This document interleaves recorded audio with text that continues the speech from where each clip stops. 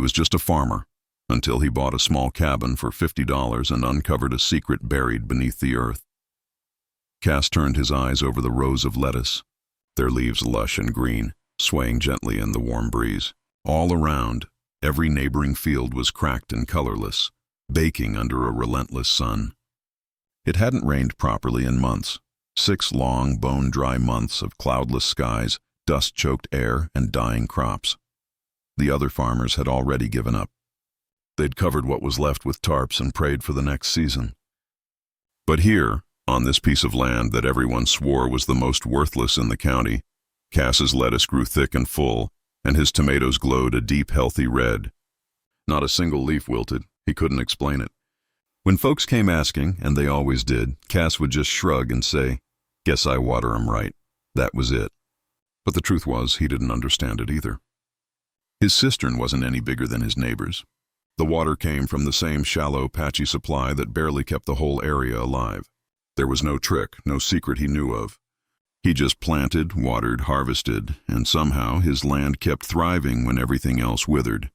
His 12-year-old son, Eli, had a theory. He said maybe Grandpa had done something special to the soil before he died.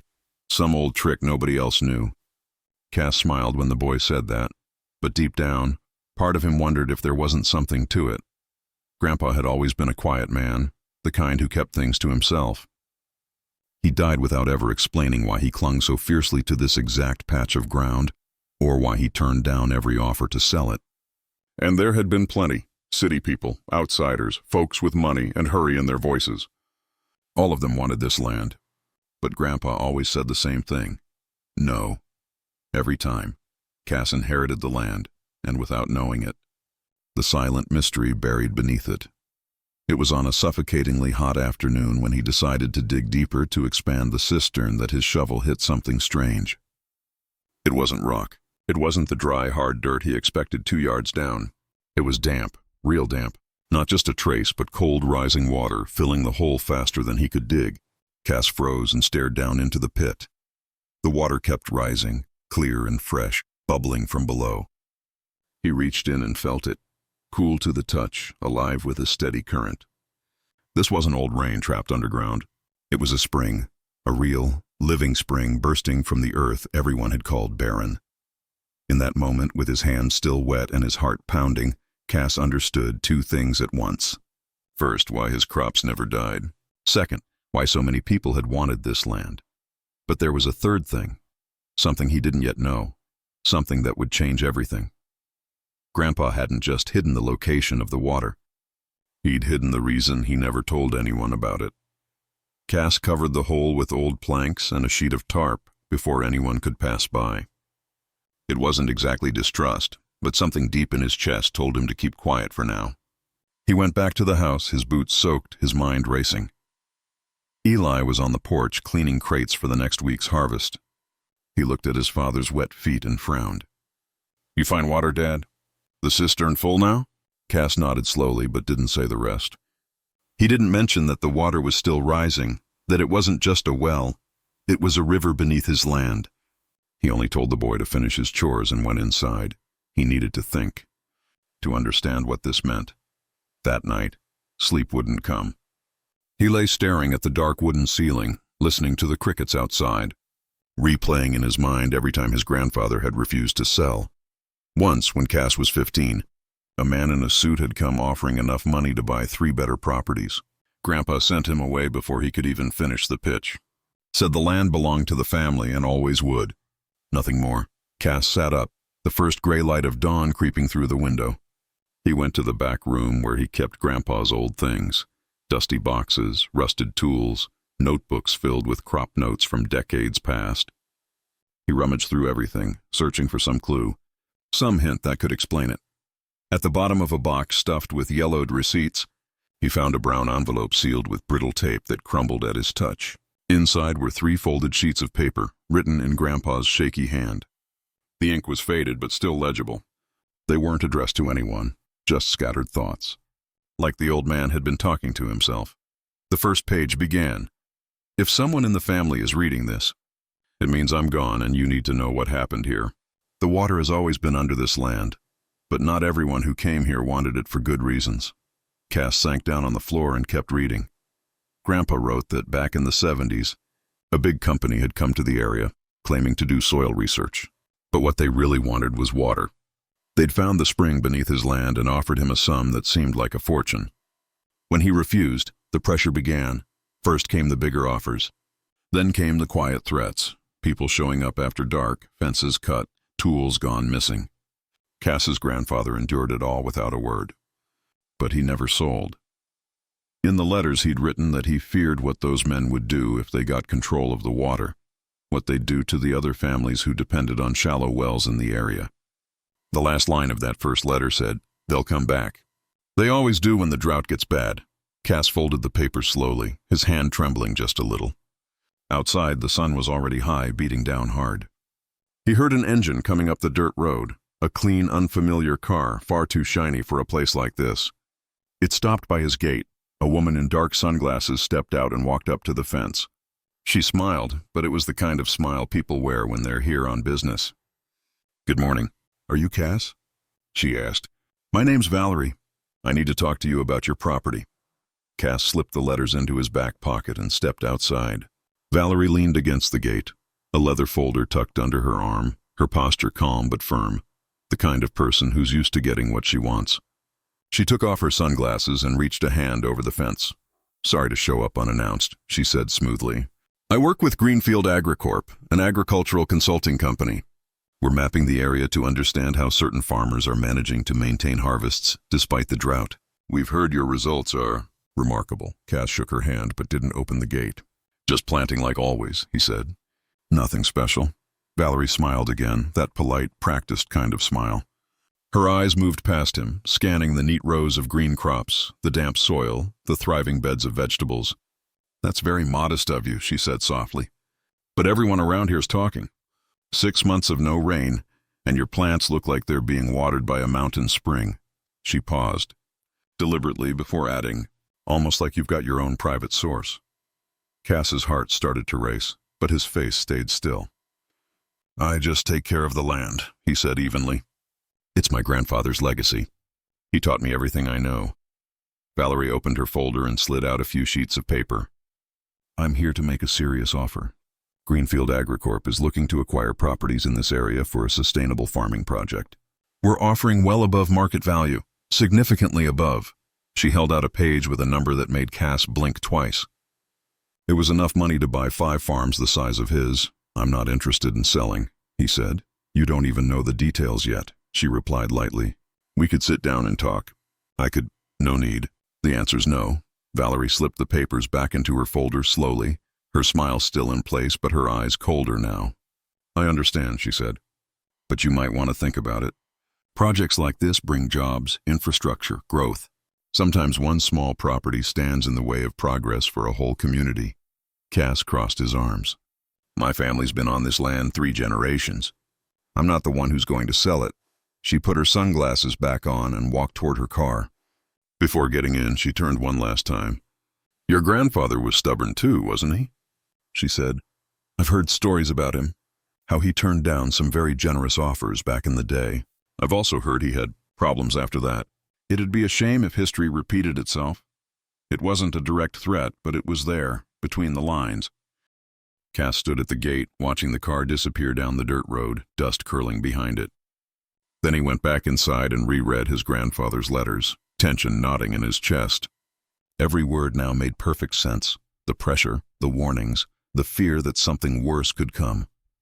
It was all happening again, just like the old man had said. Eli appeared in the doorway. "Who was that lady, Dad?" "Someone from the city," Cass said. "Wants to buy the land." The boy sat down on the edge of the bed. "You gonna sell?" Cass folded the letters carefully and slid them back into the envelope. "No, this land's ours and it's staying that way. But what if they don't give up?" That was the moment Cass realized he couldn't face this alone. He wasn't going to fight a corporation by himself, not like his grandfather had. He needed help. Someone who knew the law, someone who understood how to stand his ground.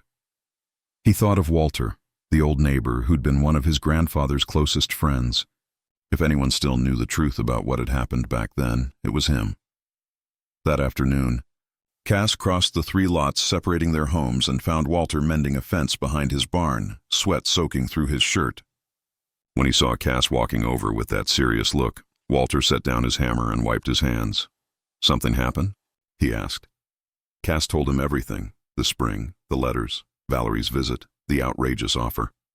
Walter listened in silence, his face growing darker with every detail. When Cass finished, the old man let out a long breath and stared toward the horizon, as if seeing something far beyond the fields. "Your granddad made me promise something before he died," he said finally. "Made me swear that if they ever came back, I'd tell you the truth about what they did to him." Walter sank down under the shade of a tree and gestured for Cass to sit beside him. He stayed quiet for a few seconds, choosing his words carefully, then began to speak in a low, tired voice. "Your grandfather was a tough man, stubborn as a mule once he believed in something. When that company came around in the 70s, he was the only one who refused to sell. Every other farmer took the deal, grabbed the money, and left. But not him. He said the water beneath his land belonged to everyone around here, that it wasn't right for a company to charge for what nature gave for free." Cass looked at him. "And what did they do when he refused?" "At first just threats," Walter said. "Late-night phone calls. Strangers hanging around the property. Then it got worse. One night someone burned his barn to the ground. Tools, seed sacks, that year's entire harvest, gone in the black of flame. The sheriff called it an accident, a faulty wire, but everyone who lived there knew better. His grandfather knew." Cass felt his stomach knot at the memory. He never reported it. Report to whom? The company had powerful friends, mayor, county commissioners, people who could make a problem disappear or make it someone else's fault. His grandfather had been just a man and a patch of land. No one would believe him against a company that size. Walter fished a cigarette from his pocket, lit it, and let the smoke roll out slow. After the fire, offers had come again. Less than before, but still a lot. Grandpa refused again. Then they did something worse. They poisoned the shallow well that fed his house, threw something in there that made the water unsafe. He spent weeks hauling water from elsewhere, carrying buckets on his back every day, but he held on. He didn't sell. Did they give up? Cass asked. Walter shook his head and drew a long drag. They didn't give up. They found another spring farther south, bigger. 3 townships worth. They pumped that one and left your granddad alone for a while. But he never forgot. He spent the rest of his life waiting for them to come back. That's why he never told anyone about this spring. He was afraid that if the secret got out, they'd finish what they started. Cass looked down at his own hands. Now they were back. Now they were here again, and they'd use the same playbook. Start friendly, offers that seem impossible to refuse. Say no, and they squeeze, slow at first, then harder. "What do I do?" Cass asked. Walter stubbed out his cigarette with his boot. "First, document everything. Every visit, every letter, every word. Keep records. Second, don't face them alone. Your granddad did and nearly lost everything. You need people on your side. The whole community needs to know what's at stake." Cass nodded. He was scared, no lie. Scared of what they could do to him, scared for Eli. But under the fear there was something sharper. Anger. Anger that history was repeating, that powerful people thought they could steamroll those who had the least. "I'll need your help," he said. "You've got mine," Walter said. "And Marta's. She knows everyone round here. If we need to rally people, she'll get them out." They started back across the boundary between their properties together. But as Cass rounded the last row toward his house, his blood ran cold. The tarp he'd used to cover the spring lay tossed to one side. The boards had been pulled away. Someone had been there. Someone had seen the water. He ran to the excavation and peered in. The spring was still there, clear and strong, but it was no longer a secret. He picked up the torn piece of tarp and saw clean cuts, a sharp blade's work. The wind hadn't uncovered the pit. Someone who knew exactly what they were looking for had. Cass covered it again as best he could, but he knew it was too late. They had confirmation of what they'd come for. Things were about to get serious. Before dawn the next morning, engines rolled up the road. It was 6 o'clock and still dark. Cass put on his pants and went out onto the porch. 2 cars were parked by the gate. Valerie stepped down from one, this time with a gray-suited man carrying an executive briefcase. They didn't wait to be invited. They pushed the gate open and walked up to the house like they owned the place. Good morning, Cass, Valerie said. This is Dr. Xavier, counsel for Greenfield AgriCorp. We've come with a final offer. The man in the suit didn't smile. He opened his briefcase and laid out new documents. Mr. Cass, after further technical review, the company has reevaluated your property, he said in a flat, controlled voice. We're prepared to double our previous offer.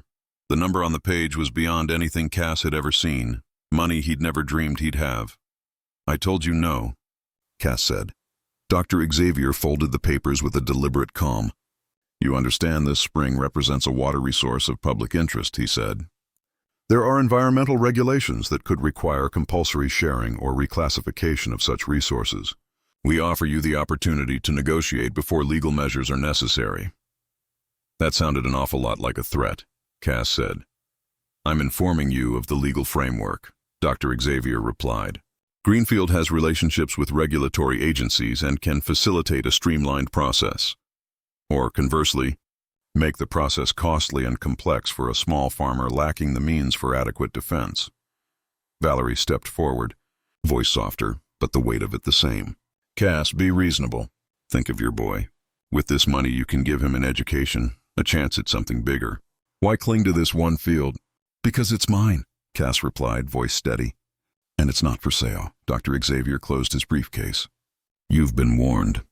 If legal action becomes necessary, remember you had a chance to resolve this amicably. They turned, climbed into their cars, and drove off, leaving dust in their wake. Eli stood in the doorway, still in his pajamas, when Cass came back inside.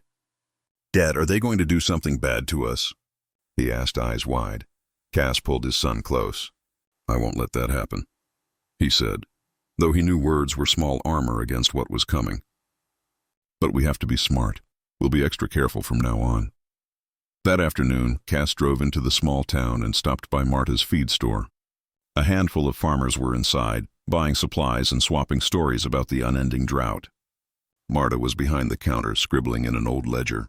When she saw him, she motioned for him to step into the back. Walt told me, she said quietly. They're tightening the screws, aren't they? They came to my place this morning, Cass said. Thinly veiled threats, talking about legal action, environmental violations. They want the spring. Marta crossed her arms. Then you need the community behind you. I'll call a meeting here tonight. Everyone needs to hear what's going on and what's at stake. If they take your water, they won't stop there. They'll come for the rest of the valley. By 8 that night, the store was full. 23 families crowded in, tired faces weathered by years of hard work. Cass told them everything. The spring, his grandfather's letters, the company's threats. When he finished, silence hung in the air. It was Walter who spoke first. If we let them take Cass's land, ours are next. Water's worth more than gold these days. We've got to stand together, heads nodded. They agreed on a system of mutual watch, neighbors checking on each other, documenting every visit, every incident. They'd form a collective defense fund and share legal counsel. For the first time since reading his grandfather's letters, Cass felt he wasn't alone. But when he returned home later that night, his main fence was cut in 3 places. The new seedlings in the garden beds had been ripped out. Nothing was stolen, just destroyed. The message was clear. They knew he'd rallied the others, and they didn't like it. For 3 days, nothing else happened. The quiet made Cass more nervous than open threats ever could. He knew they were planning something. The silence was just the sound of pressure building. He kept Eli close, never letting the boy wander far, sleeping light, waking at every noise. On Thursday, a county inspector showed up. A short man with a clipboard and a bored look said he was there for a routine inspection. He walked the entire property, jotting notes, taking photos, measuring distances. Cass followed, suspicious. Is there a problem? He asked. Just checking compliance with environmental and safety regulations, the man said flatly. Never had an inspection before. Well, now you do. He pointed toward the old cistern. That reservoir isn't up to code. No approval seal. Then to the garden beds. These are too close to the protected area line. Need a 5-meter setback. Then to the barn. No building permit. Needs to be legalized or removed. Cass felt his blood rise. That cistern's been here 30 years. My granddad built that barn. No one's ever said a word. The rules changed, the inspector said, tearing off a form and handing it to him. You've got 30 days to comply, or your property's subject to closure. Cass crumpled the paper in his fist, then flattened it to read. The demands were impossible, costly beyond his means, some downright absurd. Moving the garden 5 meters back would mean tearing into non-existent, protected land. That evening, Walter showed up with worse news. 3 other farmers who'd attended the meeting had surprise inspections too. Same story, same trumped-up violations. It was obvious now. The message was, stand with Cass, and you'll pay for it. They're using the county against us, Walter said, exhausted. And they've got people in all the right offices. Some of the farmers are scared, he added, talking about backing out. Can't blame them. I don't want anyone losing their land because of me, Cass said quietly. It's not because of you. It's because of their greed, Walter replied. But yeah, I get the fear. We need outside help. Someone who knows the law better than they do. Marta suggested a name, Patricia Haynes, a lawyer from the city who specialized in land rights cases and had beaten major corporations before. The problem was cost. Cass couldn't afford her. The community can pool together, Marta insisted. Everyone chips in a little. If we can prove they're using the county illegally, we can shut all these fake citations down. It took 2 days to raise the money and 3 more for Patricia to arrive. She was in her 40s, sharp-eyed and direct. She listened to everything without interrupting, read the inspection papers, and examined the grandfather's letters. This is systematic harassment, she said finally. Classic abuse of economic power. We'll file a petition with the district attorney's office, demand an injunction, and call for an investigation into the county's ties with Greenfield.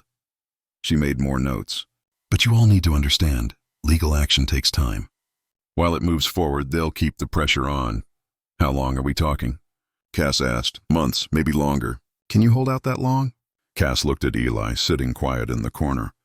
Then at Walter, at Marta, at the neighbors who'd come with them. We don't have a choice. Patricia got to work that same day, filing motions, requesting records, tracing the company's connections. But the next morning, when Cass went into town to pay a bill, the teller told him his bank account was frozen. A court order, debt collection. He'd never taken out a loan in his life. Yet the paperwork had his name, his signature, both forged. Someone had fabricated debt to lock up what little he had. Patricia filed an emergency appeal to unfreeze it, but said it would take at least a week. A week with no money, no supplies, no way to pay even the basics. Cass drove home feeling the noose tighten. They weren't just pressuring him, they were breaking him down piece by piece, trying to make him desperate enough to sell. That night, Marta showed up with a bag of groceries. I don't take charity, Cass muttered. It's not charity, she said firmly. It's neighbors taking care of each other. Now shut up and take it. Over the next few days, others did the same, dropping off food, helping with chores, keeping watch on the property. The unity Cass had sparked was now what kept him standing while everything else tried to knock him down. But the pressure didn't stop. Even his seed supplier, someone he'd worked with for years, called. Voice uneasy. I'm sorry, Cass. Orders from the main office. We can't sell to you anymore. The mechanic who usually fixed Cass's tractor gave him the same line. Orders from above. Can't work with you anymore. Sorry, man. Walter sat on the porch smoking and staring off. They're cutting off all your business ties, he muttered. They want you cornered, no income, no supplies, so the land turns from a living to a burden. It was Eli who spoke up. What if we show people online what they're doing? Like, post it everywhere? People need to know. Cass didn't know much about the internet, but Marta's eyes lit up. The kid's right. If this story spreads, they'll have a hard time keeping it buried. Public pressure works. So they filmed a simple video. Cass told the whole story, showing the spring, the fake citations, the forged debt, and his grandfather's old letters. Eli uploaded it to every platform he could find. At first, nothing happened. But after 3 days, views started climbing, hundreds, then thousands.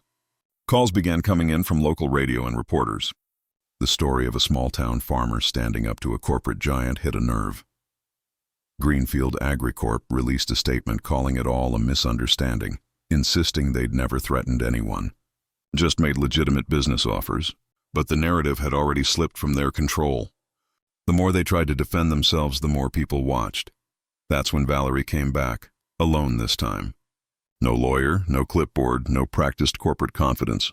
She looked different, tired. She knocked on the door one afternoon and asked quietly if they could talk. Cass nearly told her to leave, but something in her face stopped him. "I'm not here as Greenfield," she said softly once they sat on the porch, a few feet apart. "I'm here as me." She stared at her hands for a long time before speaking again. "I knew this would happen when they sent me here. It's not the first time. The company finds valuable resources on small properties, offers money, and when the owner refuses, they destroy them, piece by piece, until they have no choice but to sell. I've seen it happen 4 times, and every time I tell myself it's just business, that it's not personal. But it always is. Why are you telling me this?" Cass asked. "Because I'm tired of being part of it." She reached into her jacket and pulled out an envelope. Inside are copies of internal Greenfield documents, emails, directives, evidence. It proves they coordinated the fake inspections with county officials and that they forged the debt in your name. Everything's in there. If you give this to your lawyer and the press, they can't deny a thing. Cass took the envelope carefully, still wary. "Why are you really doing this?" "Because I need to be able to sleep at night," she said quietly. "And because you deserve to win." She stood up to leave, then paused at the door. "One more thing. They know I'm here, and they'll know I leaked it. They won't go easy on me, but at least this time I'll be on the right side." After she left, Cass opened the envelope. Page after page, proof, all of it. Enough to bring the company down. But that night, while organizing the documents to take to Patricia in the morning, he heard a noise outside. Then, an orange glow through the window.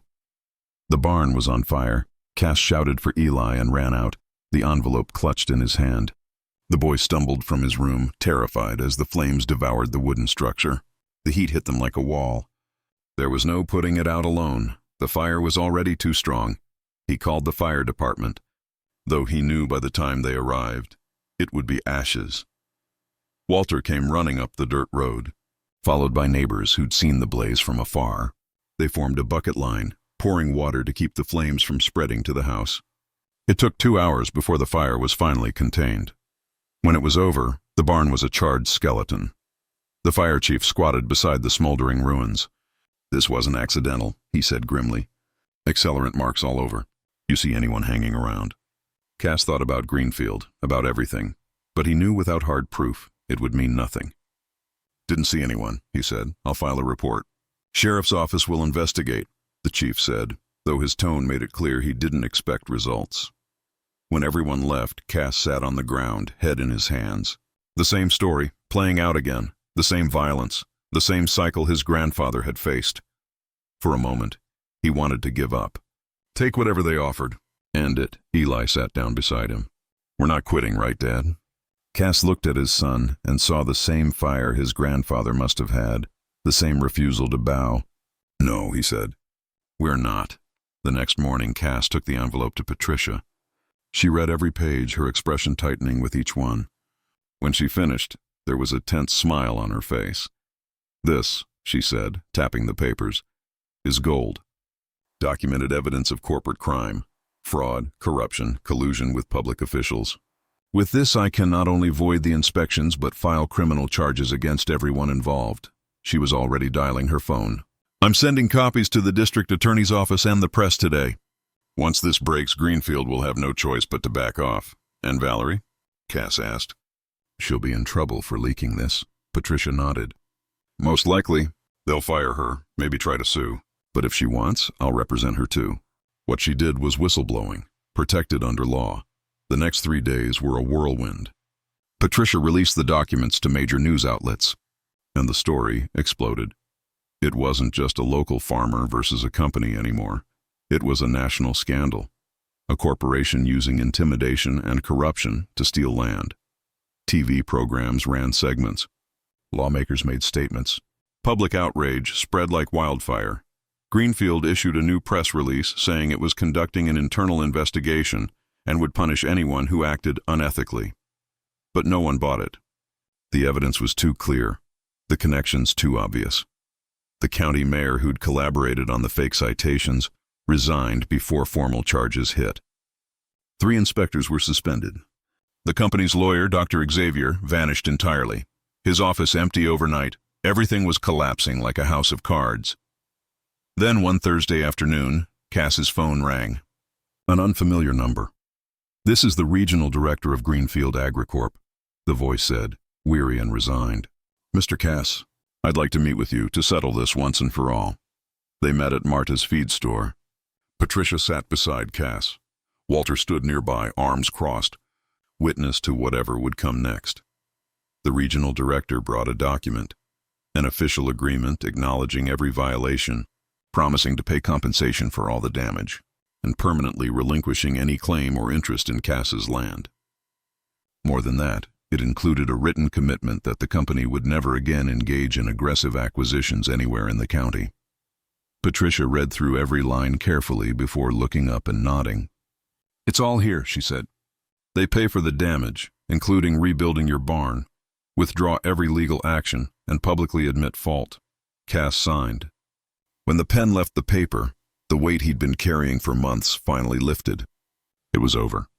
He had won, but one question still lingered. "The spring," he asked quietly. "What do I do with it now?" The answer came from where he least expected. At the next community meeting, Marta spoke up. Cass had won the battle, but the drought still gripped the valley. Families still struggled for water. Crops still died under the unrelenting sun. The spring could change that. "Start a co-op," Marta said firmly. "You keep ownership of your land, but we build a community system. The water helps everyone, not just you. And no one can ever take it again, because it'll be protected as a shared resource." Patricia confirmed it was legally possible. They could form a nonprofit association, register the spring as a community-managed natural resource, create sustainable use regulations, and secure federal protection. Everyone would benefit. It took 3 weeks to organize everything. 28 families joined the cooperative. Each contributed labor to build a pipeline network that carried water from Cass's spring to reservoirs across the valley. Part of the settlement from Greenfield paid for the materials. The rest Cass saved to rebuild the barn and for Eli's education. By early November, the system was ready. When they opened the valves for the first time and saw clear, cool water rushing through the pipes, spilling into fields that had been dry for months, people cried. Abandoned crops were tended again. Gardens came back to life. The entire region began to heal. Cass ran the cooperative with Marta and Walter. They set simple rules. Every family could take what they needed for daily use and small-scale irrigation, but no waste, no selling water outside the valley. It was a shared resource, something to protect, and it worked. People cared for it like it was treasure, because that's exactly what it was. A few weeks later, Valerie returned. She had been fired from Greenfield as expected, but Patricia had secured an agreement preventing the company from prosecuting her. She was looking to start over, somewhere her work could mean something. Cass offered her a job with the cooperative. "You know water systems," he said. "We need someone who can make sure this spring lasts for the next generation." Valerie accepted. It didn't pay as much as her old job, but she slept easier. She moved into the valley, joined the community, and used her technical expertise to improve the water distribution and secure the spring's sustainability. By January, the new barn was finished, larger, sturdier, with an office for the co-op's administration. On opening day, half the county showed up. There was food, music, and children racing between adults. It wasn't just a barn they were celebrating. It was everything they had built together. Walter gave a short but emotional speech. "Cass's grandfather stood alone and almost lost everything," he said. "Cass stood with all of us, and we won. That proves it. Alone, we're vulnerable, but together, we're unbreakable." Eli had grown nearly 3 inches since it all began, and more than that, he'd matured. He'd learned that doing what's right isn't always easy, but it's always worth it. That community matters more than money. That legacy isn't just what you leave behind. It's how you care for what's been entrusted to you. One quiet February afternoon, Cass stood on the porch looking out over the green rows of vegetables glistening under the steady irrigation from the spring. He thought about his grandfather, everything the old man had endured to protect this land, and how the story had nearly repeated itself, but this time ended differently. This time, they had won. The spring still flowed strong beneath the soil, just as it always had. But now it wasn't a hidden secret, it was a source of life shared by all. The well that never ran dry had finally fulfilled its purpose, to sustain an entire community, not just one man. And Cass knew that as long as they cared for that water with respect and gratitude, it would keep flowing for him, for Eli, and for generations to come. Not as private property, but as a common gift, exactly as nature intended from the start.